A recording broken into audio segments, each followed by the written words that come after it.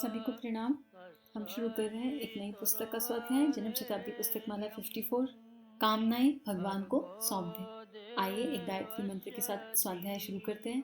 भगवान से प्रार्थना करते हैं कि हमारे भीतर अगर कोई कामना है तो वो हमारी स्कैनिंग कर लें, अच्छे से अंदर अंतःकरण में चेकिंग कर लें और हमारी सारी कामनाएं हमारे इष्ट के, हमारे प्रभु के, हमारे परमात्मा के चरणों में समर्पित हो जाएं।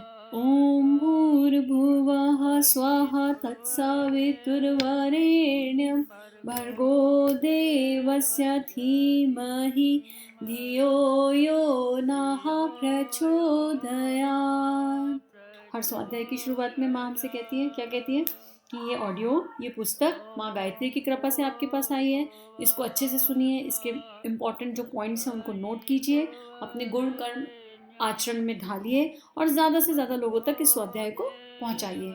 ये दीप से दीप जलता रहेगा, प्रेम का प्रकाश सर्वत्र फैलता रहेगा, ज्ञान का प्रकाश सर्वत्र फैलता रहेगा। अब गुरुदेव क्या कह रहे हैं कि कामनाएं हमें भगवान को सौंप देनी चाहिए, क्योंकि भगवान के जो भक्त हैं, जो योगी हैं और जो भक्ति और योगाभ्यास, प्राणायाम, उपासना तक सीमित रह गए, उनकी बात नहीं कर रहे गुरुदेव। यहाँ पर गुरुदेव किन की बात कर रहे हैं? गुरुदेव कर रहे हैं विवेकानंद की बात, जो आधा घंटा उपासना करते थे, 1.5 घंटा ध्यान करते थे केवल।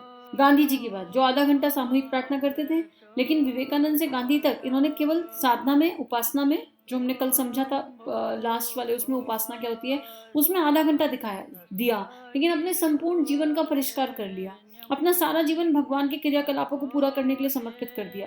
तो जितने भी महामानव हुए हैं, चाहे वो भगवान बुद्ध हो और चाहे वो कोई भी हो, किसने क्या जपा क्या नहीं जपा हमको नहीं पता कि कौन क्या कर रहा है, किसने कौन सा मंत्र किया, लेकिन जिन्होंने अपने सारे सुख भगवान के लिए समर्पित कर दिए और भगवान की पीड़ा में हिस्सेदारी कर ली, भागीदारी कर ली। राम की पीड़ा में रीछ वानर ने करी, कृष्ण को ग्वालबाल आके मिल गए, तो और अपने आप को बिल्कुल अलग कर दिया, अपनी सारी इच्छाओं को, महत्वाकांक्षाओं को समाप्त कर दिया। वो जो है भगवान के अच्छे बच्चे बन गए और यही उनका असली मंत्र था, सेवा सेवा सेवा, contribution to the divine energy. हम और अपने भीतर नर से नारायण की यात्रा है, अपने भीतर देवत्व के जागरण की यात्रा है। तो गुरुदेव यहाँ उसी की बात कर रहे हैं। अब गुरुदेव कह रहे हैं कि तुमने कितना मंत्र किया, कितनी उपासना की, कितना यज्ञ किया, कितना कर्मकांड किया, इसका कोई लेना देना नहीं है। तुमने कितने साल से तुम जप कर रहे हो, कितने अनुष्ठान तुमने साल के कर लिए, तुम क्या खाते हो, अस्वाद खाते हो कि स्वाद वाला खाते हो, तुमने कौन कौन से तप उठा लिए, ये सब जो है सस्ती बातें हैं। अगर ये सब करने के बाद भी इनर ट्रांसफॉर्मेशन नहीं हुआ, अंतःकरण में जो है सद्भावना का, प्रेम का जागरण नहीं हुआ, तो फिर बात नहीं बनेगी। अध्यात्म इतना सस्ता नहीं है कि खाली माला जपने से प्राप्त हो जाए, क्योंकि आत्मा की प्राप्ति है, अधि प्लस आत्म, अपनी आत्मा की प्राप्ति अध्यात्म है। तो वो अगर ऐसे माला जपने से ही मिल जाता, तो ऐसे बहुत से संकल्पशील लोग हैं जो 24 लाख के 24 नहीं 48 अनुष्ठान कर सकते इस जीवन काल में। उनके अंदर वो क्षमता, कैपेसिटी है, लेकिन आपने वो तटस्थ भाव से कर लिया, ज्ञान के हिसाब से कर लिया या रोबोटिक मोड में कर लिया। आपके भीतर करुणा संवेदना नहीं जगी, उस परमात्मा का हृदय आपके हृदय में नहीं धड़का, तो बात नहीं बनेगी। तो गुरुदेव यही कह रहे हैं कि आप मंत्र जपो, हरे राम हरे कृष्णा, या ईश्वर अल्लाह तेरो नाम सबको सन्मति दे भगवान, या गायत्री जप लो, या राम नाम जप लो, या कृष्ण कृष्ण कर लो, या राधा राधा कर लो। वो चमत्कार मंत्र तभी करेगा जब उस मंत्र का प्रभाव अंतःकरण पे होगा और अंतःकरण प्रेम, संवेदना, करुणा से भर जाएगा, परिष्कृत हो जाएगा, अपना एक एक विकार दिखने लगेगा। हम राग, द्वेष, छल, कपट, ईर्ष्या, अहंकार से, संकीर्ण सोच से एकदम दूर हो जाएंगे और केवल सबके हित का सोचेंगे।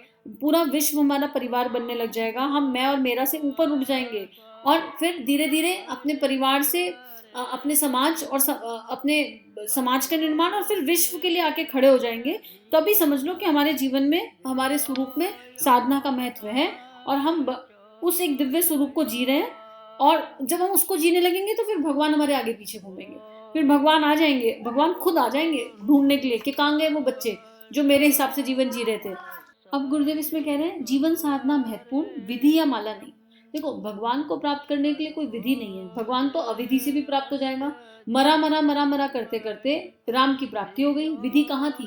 तो ठाकुर का जीवन देख लीजिए, जीवन चरित्र, तो कोई विधि नहीं थी। भगवान को खाना खिलाने बैठते थे, माँ ने कहा तुम पहले खाना खा लो, तो खुद पहले खा लेंगे। कोई टाइमिंग नहीं था किसी चीज का। अंतःकरण, हमारी भावना। नरसिंह मेहता का क्या थे? नरसिंह मेहता को लोग पागल कहते थे पत्नी क्या करता रहता है, कौन सी साधना करता है। और एक कौन से संत थे, रैदास, जो मोची थे और पूरे दिन जूता बनाने का काम करते थे, लेकिन भगवान की प्राप्ति हो गई थी भीतर। तो यहाँ पर कैसी जिंदगी है? सुदामा की भक्ति कैसी थी? भगवान श्री कृष्ण के पास चावल लेकर चले गए, बता दीजिए कि मैं क्या करूं। तो आप अगर हम भगवान के पास जाएंगे तो हम कहेंगे वो कौन सी लेगा? 3 मुट्ठी अपने घर के चावल। हम सोचेंगे कौन सा बासमती चढ़ाएं, क्या चढ़ाएं। भगवान भावनाओं के भूखे हैं, पुकार से आते हैं, और वो भगवान जो सत्य रजतम से परे है, वो भगवान जो मायातीतम है, त्रिगुण रहितम है, वो जो है प्रेम की पुकार से बंध जाता है।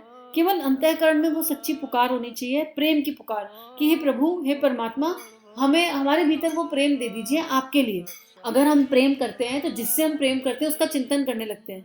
अभी अगर आप अपनी माँ से प्रेम करते हो या माँ बेटे से प्रेम करती है तो माँ के मन में बेटे का चिंतन बना रहता है, बेटे के मन में माँ का, प्रेमी के मन में अपनी प्रेमिका का, प्रेमिका के मन में अपने प्रेमी का, नॉन स्टॉप चिंतन चलता है। 2 दिन बात ना हो तो इंसान रेस्टलेस हो जाता है। तो यहाँ पर अगर हमें भगवान से प्रेम हो जाए, उस स्तर का प्रेम, तो फिर किसी विधि की आवश्यकता नहीं है। फिर तो आपका संवाद चल रहा है, 1 to 1 कन्वर्सेशन चल रही है।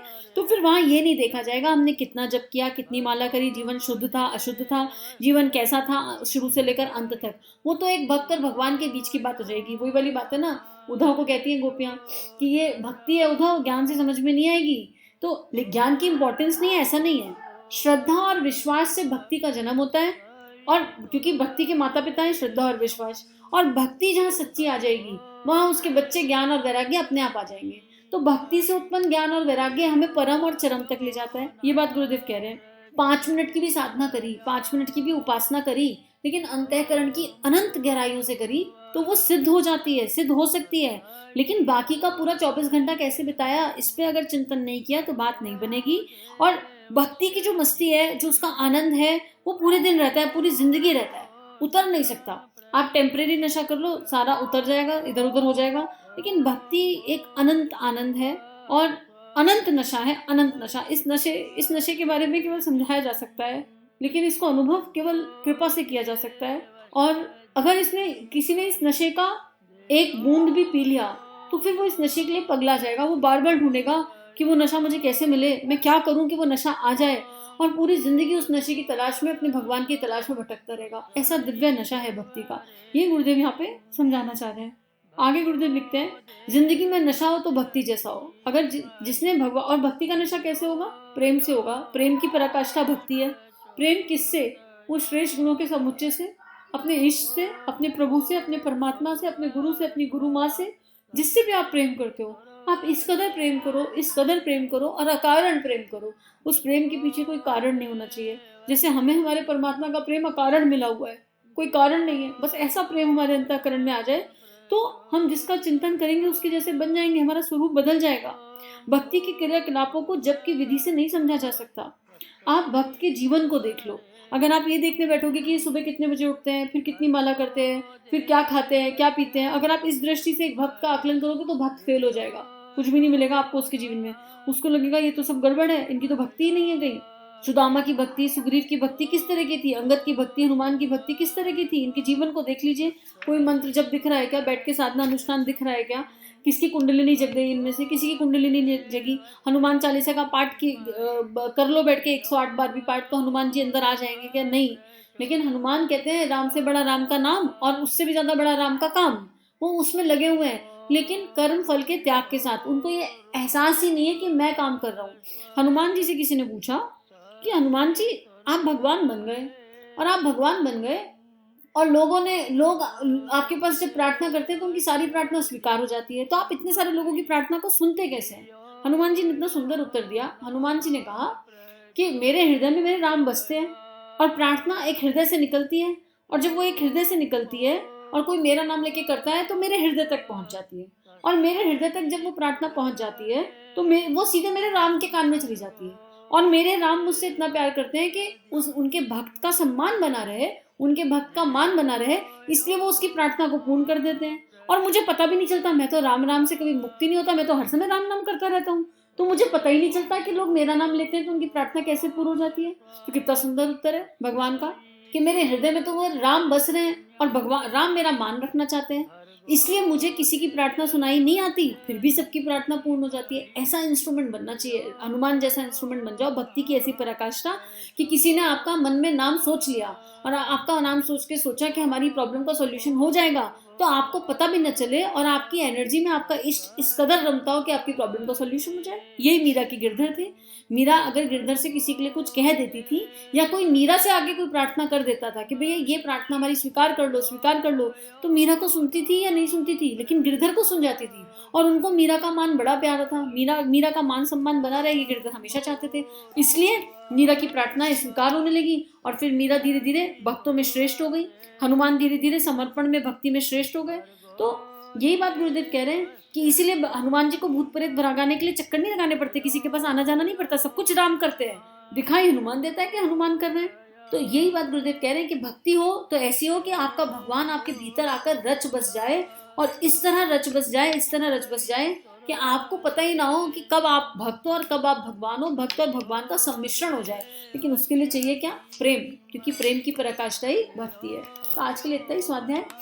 समरी लेकर मतलब अगर आप इसको पढ़ना शुरू करेंगे तो आपको समझ में आ जाएगा। बुक से ही पढ़ा है पूरा एकदम, लेकिन एक रीडिंग ना करके एक जिस्ट और समरी ले लिया, उसमें भावनाएं ज्यादा आती हैं ऐसी किताबों के साथ। और आगे जैसी गुरु इच्छा। हम सभी का जीवन गुरु शक्ति के दिव्य सूक्ष्म सानिध्य में मंगलमय है। सभी को प्रणाम।